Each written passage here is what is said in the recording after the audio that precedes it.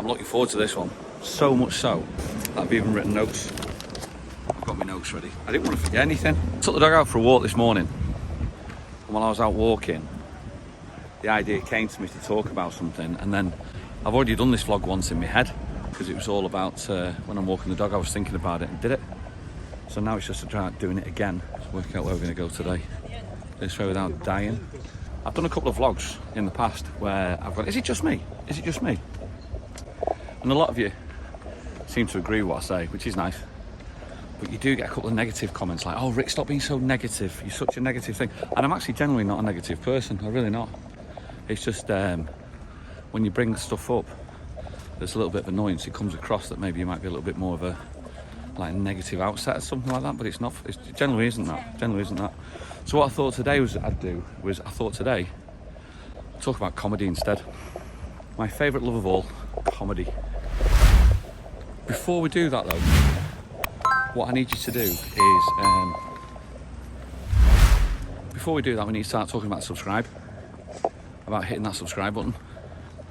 We are very, very close to 3,000. If you've not done it yet, we appreciate you do it. There's a little button down there called subscribe. It's free to do. It means the world. It means the channel can grow, and it gives me more impetus to carry on doing these sort of vlogs. So I'll just give you a couple of seconds just to get that sorted. Have you done it? You click that subscribe? I won't mention it again. Let's go and find somewhere where we can talk. I don't fancy walking and talking today. I fancy getting some nice spot. What was the number one thing in your life that has made you actually belly laugh, comedy-wise? What was the number one comedian, comedic scene that has made you belly laugh? What makes you laugh? What makes me laugh? I started off today walking the dog, as I said, and when I was walking the dog, I thought about one thing. One thing came into my head, and I went, that is it, that's what made me laugh. But I'm out with the dog for 45 minutes. By the time I finished, I had a plethora, I had loads of stuff. I went, oh yeah, there's that as well. Oh yeah, don't forget that, that's funny. So there's loads of them. This came to me, right, for a couple of reasons. There is a point to this. Stick to the end. If you wait right to the end, you'll see a point on this that I'm trying to get to. I went to work last night. I was off on Monday. So I went to work last night on a Tuesday, and I spoke to one of the bar lads, and I said, how was the night before? How was Monday? And they went, oh, it was great, yeah, it was brilliant. I went, cool. I said, who was your compare? They went, oh, we had Andy P. I went, oh, he's funny, him. And they went, he's hilarious. And Andy P, quite rightly, is hilarious. He was the number one, he won the number one compare of the year last year at the Tenerife Entertainment Awards. He's a very, very funny, visual guy. And I was wondering, do people say that about me? I know a lot of people think I'm funny, but do they go, oh my God, he was hilarious? And that's really where it all started from. That's where this vlog stemmed from, really, the start of it. I'm gonna go up my notes now, so I don't miss out on stuff. Yeah. First thing first.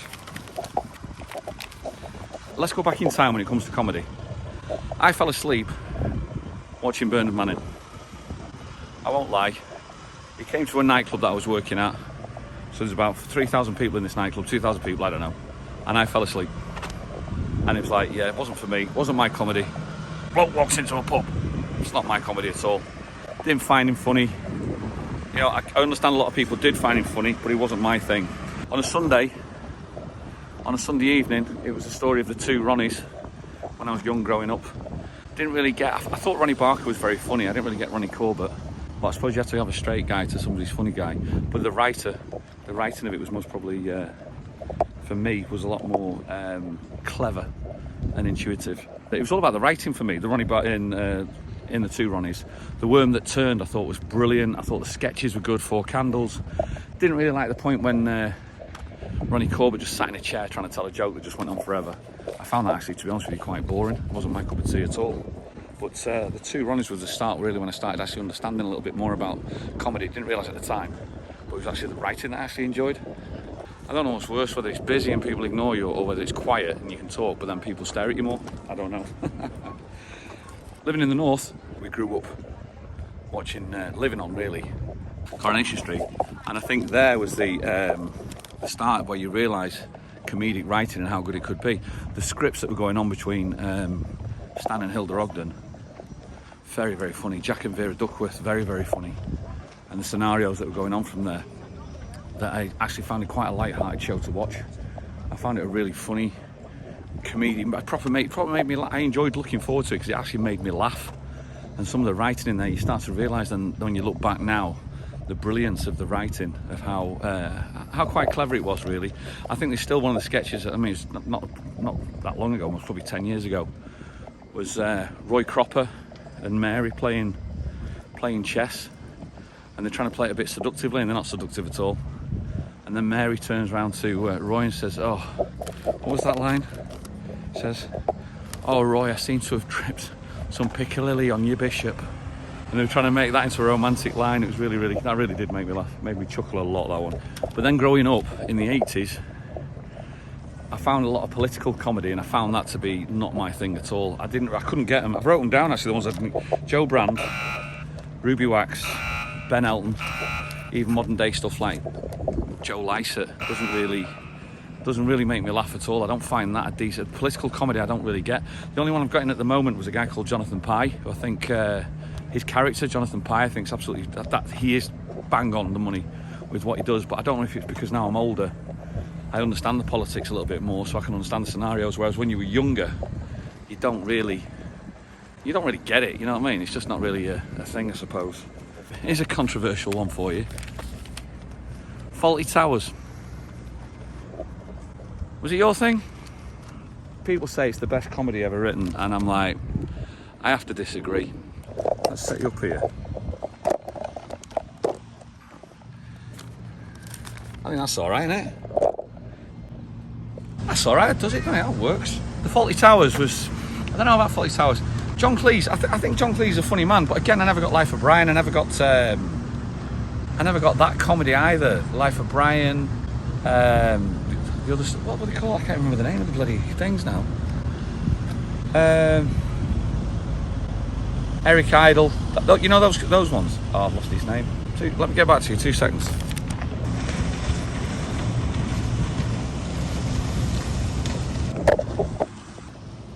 Monty Python's Flying Circus. Didn't find it funny at all. It was just absolutely not my comedy. I couldn't understand, I suppose, at the time they were trying to push comedy and trying to get the direction of which way comedy could go. So they had to try different stuff, but it just wasn't my thing at all. It wasn't my thing. I suppose, as I said to you before, it's actually the writing that I like. I think the writing I enjoy a lot more than the actual comedy itself. I think for me, when I was growing up, Harry Enfield came on the scene. Again, I didn't actually find him quite a funny person, but I found the brilliance of Paul Whitehouse, who he wrote a lot with, and Paul Whitehouse starred a lot in the Harry Enfield show. I thought he was a genius. And I think some of them, when you look at it and you look at the Spanish footballer that went to join Newcastle and they're interviewing him and he's doing all his Spanish and then throwing some Geordie words in, I thought, again, it's all about accents, but I thought it was brilliant. I thought that was a very, very funny sketch. And then also when you did the Spanish news and it's all Chris Waddle, I just thought that little thing, it's genius in the writing, very, very funny, and that really tickled me a lot, to be honest with you. That really tickled me. Harry Enfield with the Kevin and Perry, I thought was good as well, but again, I think that was the brilliance again of Kathy Burke. I think Kathy Burke is a fantastic comedic actress. I think she's done some very, very funny stuff. Once upon a time, there was this filthy bitch called Snow White. And she was shagging these 7 dwarfs. Oh no, it's rotten, isn't it? And I think the way she portrayed Perry in the sketch of Kevin and Perry, I think was amazing. And you know, feels weird because, as I said before, I've already done this vlog in my head, and then I'm actually having to do it now, so it's not as spontaneous as I wanted it to be. But it's I think some stuff in this I think it's got some relevance on it as well. It was only later on, many years after the show had finished, that I actually realised the brilliance of Catherine Tate. I thought she, at the time, I didn't really find her funny. I thought she was going to be one of these other ones again, you know, just like a little bit like one-trick pony jumping on the bandwagons. But it was only afterwards I come back and you look at the character of Lauren that she does. I think it's just, I think it's genius. She nailed it. And then Nan. Have you got an appointment? Aye? Do you have an appointment? No, dear, I'm here to see Dr. Bailey. Is it an emergency? Who is it? Is it an emergency? What's she talking about? What is it that's wrong with you? What's it got to do with you? What is it that's wrong with her? Aye, I'll thank you to talk to the organ grinder, not the monkey. As well, I think she absolutely nailed that. So there's I enjoy watching that now. I enjoy going back, looking over and watching that. I think that's good. Nowadays, the comedians that I find funny tends to be the ones with the accents now. I think having an accent makes a massive part of being funny. And if you look at the successful comedians at the moment who are funny, like the real ones that have made it, I think you'll find that most of them tend to have quite heavily regional accents of where they're from. So when you're talking about the ones with the accents, the regional accents, for me, the funny ones, I see a lot on TikTok, coming backwards and forwards on TikTok. I see Kevin Bridges a lot, and I've never really looked at his comedy, but I think he's very funny. But again, he's telling life stories rather than telling jokes, and I think it's the life stories that make it more relevant for me, and make it more funny, make it more. I can associate with it a lot better. So I think Kevin Bridges is a very, very funny guy for his age. I've seen him since he was like in his 20s doing live at the Apollo. I used to watch that quite a lot. John Bishop, another one. His accent just makes the jokes, and again, it's life stories that he's telling rather than like the bloke walks into the pub or a horse, that sort of stuff. It's just more. It's more about the life story. I think really just works for me every single time. You've also got Peter Kay. You know what I love when you go for a meal? Nobody complains. You'll all complain to each other, but God forbid you'd ever tell a member of staff. They're on their bloody main meal over here. They're on their main meal. We've only just got our starter. They come in after us and they're on their main meal. Everything all right? Absolutely fantastic. Really. Peter Kay's a weird one. Peter Kay has made absolutely millions from telling stories of just people like us in the north, just growing up in the 80s. That's all it was. And he's made his millions off it. And that to me, I think is genius, really, when you think about it. Put big light on. Well, that's what my nan used to say all the time. Put big light on. And you do. As you just put a little bit of a Bolton accent on, and stick a northern accent on it. Put big light on, and all of a sudden you've got a hit.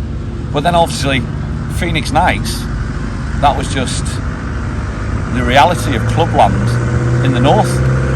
And again, very, very funny. Got the Wally Trolley coming round. Wally Trolley on his way. Still makes me laugh when I see that. I'll get Shelley on it one day. Who else we got? Mickey Flanagan. In the UK, we drink so much. We have different levels of being out, different types. I'll talk you through them. You pop out just to go to the shops, you've got to get a couple of bits, and you bump into a friend who says, "Should we have a quick drink?" And you go, "Yeah, only a quick one, though, because I'm very busy." 3 hours later, you're still in the pub. And then what happens is the evening people come in. These people are going out properly. These people are going what we like to call out. Now, the out people come up to you, don't they? And they go, "You going to come out with us?" And you go, "I can't come out. I didn't even come out. I only popped out." The out people don't want to hear this. They look at you, they go, "Look, you popped out. You've ended up out. You may as well come out. The other thing about Mickey Flanagan is the accents, and I think he just nails it. What Peter Kay does for the northern comedian, Mickey Flanagan does for the southern. It's literally just telling life as it is, growing up in a lower class upbringing of hardship and poverty maybe, but then putting a funny spin on it. Brilliant, absolutely brilliant.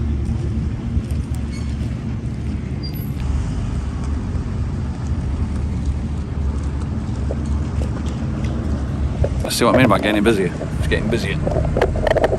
Some days are better than others. So nowadays, I think accents make it funny. So when I'm on stage, I do tend to play on the accents a little bit, especially on the northern side. A little bit of Manchester, Madford, all funny. Do you want it or what? Into Newcastle, because I've been up there. I can drop a northern accent quite easily. So I do tend to use that because I think it does add to a comedy element of part of the routine, really. I mentioned before, I think the big thing for me was always about the writing of the comedy rather than actually the comedy itself. I think sometimes clever writing for me, just really is succinct when it comes to being funny, genuinely being funny. I think John Sullivan, when you look back at, here's one for you, John Sullivan, who's he? Do you know him? Do you know who John Sullivan is? Did you get it? He was the writer of Only Fools and Horses.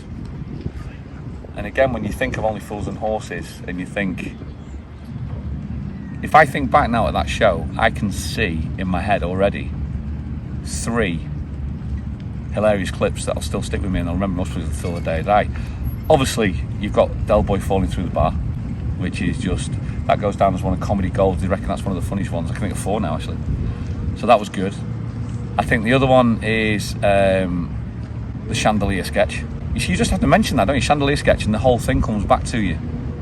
That's the genius of good writing, that, I think. The next one would be,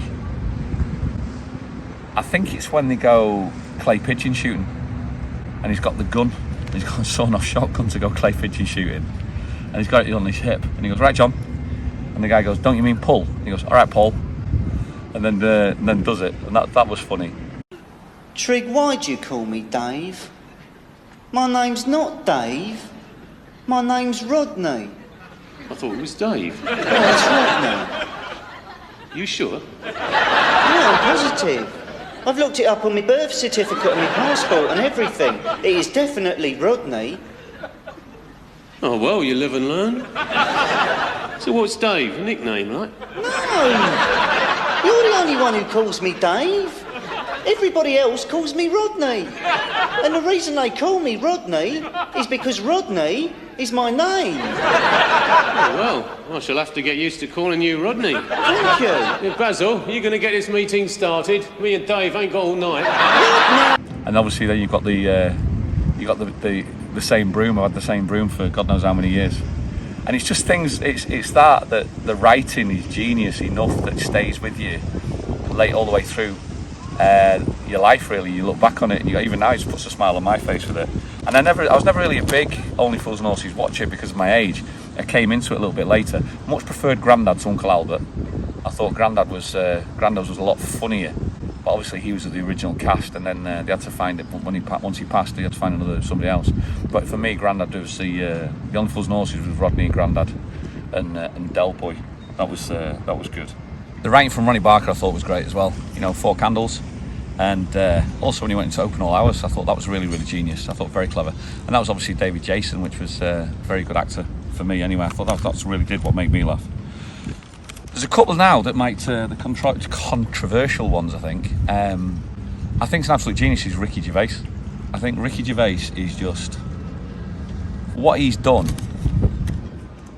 Most people would have seen Ricky Gervais first time round on The Office, and people will either like The Office and then love everything he does, or not like The Office and then never watch him again. And the problem is he's so much more, in my eyes, than The Office. The writing in The Office with him and Stephen Merchant was absolutely phenomenal. Very good. For me, I liked it, I enjoyed it. But there was a series that he did after that as well called Derek, which if you've not seen Derek, I implore you to go and watch Derek. I thought it was just, it's a show it's the first time the show that he'll do that will make you laugh and then make you cry. And that included with Afterlife as well. It was a really, really...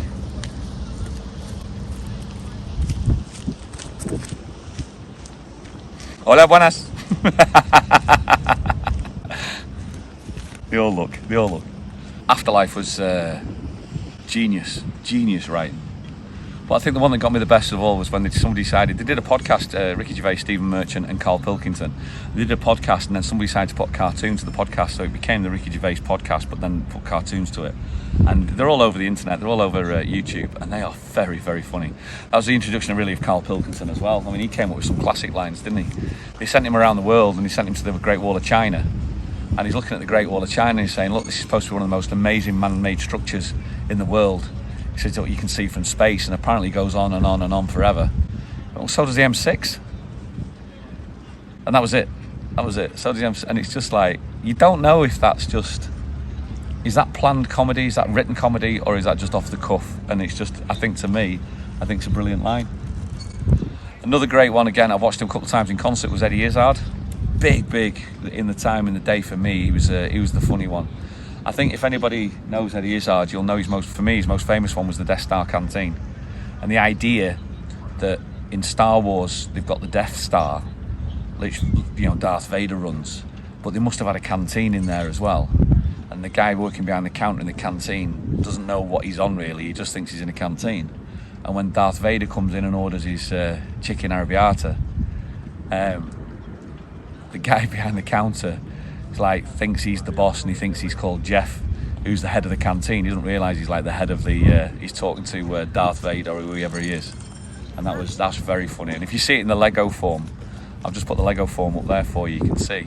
It's definitely worth watching. I mean, it's a comedy sketch. It is timeless, absolutely timeless. If you know anything about Star Wars, you need to go and look at it. It is very, very, very funny. Very funny indeed.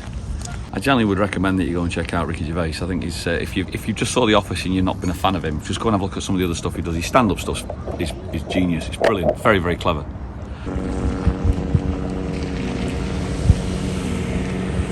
The one I've missed out, definitely Billy Connolly. I've not missed him out for a reason. The thing for me about him, he's a very, very funny guy. Really, really funny. The thing about it was, though, I was a little bit young, just a couple of years too young when he first really came out. He was on the Michael Parkinson show. I think I was maybe 6 or 7 or 8. So I really didn't actually understand his comedy at the time. When I realised later on down the line his genius, the other comedians had come on. So yeah, I do think he's an extreme, one of the funniest guys around. But it's just really, I miss that sort of era. Where does that leave us now then with comedy? Well, for me, the problem that we've got here in Tenerife. So 20 years ago, comedy here in Tenerife, every bar you walked into, there'd be a video player in there with a TV screen on there, and it'd be showing normally just 2 things: Only Fools and Horses or Roy Chubby Brown. That's it. Nothing else. Because they know that easy, I was going to say unoffensive then, but Roy Chubby Brown's definitely not unoffensive. It's physical comedy. I don't do physical comedy. The comedy I do is hopefully, I think it's written comedy, clever comedy and written, and I just don't know if Tenerife's ready for it. That's the short and tall of it. In the compare sets that I do, it goes down really, really well in short, sharp bursts of 10 minutes. So 10 minutes at a time, we tend to do that and then play a tune, a couple of songs, and then go back in and hit another subject, a couple of songs, and then do it again. And that normally fills the first hour up quite easily. The funny thing was, when I was doing Dick Rapper dressed up, and we're talking about there's a possibility of a show there with Shelley went, yeah, what you need to do is then you need to get the audience up and get them dressed up and get them doing a rap battle, because it's physical comedy again. The audiences love, getting involved and pulling people out. And the thing is, that's not me. If I did that, I'd most probably end up selling myself short, and again, I'd be doing something that I didn't want to do. Even though I know it would work and get a laugh, it's not really the sort of laugh that I'm after. Does that make sense? I don't know if it makes sense. So I'm still working on it. I'm getting comfortable with the material that I've got, and I don't know how far away it will be before it's finished, but it will ergonomically grow and it'll be ready when it's ready. But until then, I'll keep doing what we're doing. I'll keep watching what I'm watching. Let us know in the comments below what your favourites are, and I'd be interested to hear if I've missed anyone off the list. But it seems to be, though, the people who watch this, what tends to be successful are the videos that always tend to have a little bit of, not negativity, but drama in it maybe. This one here explains how I lost everything in the past financially, and it's doing like amazing. It's doing really, really well. If you've not seen it, go take a look at it, see what you think about it. But as always, you know what to do. Enjoy your week, and we'll see you on the next one. All the best, guys. Cheers.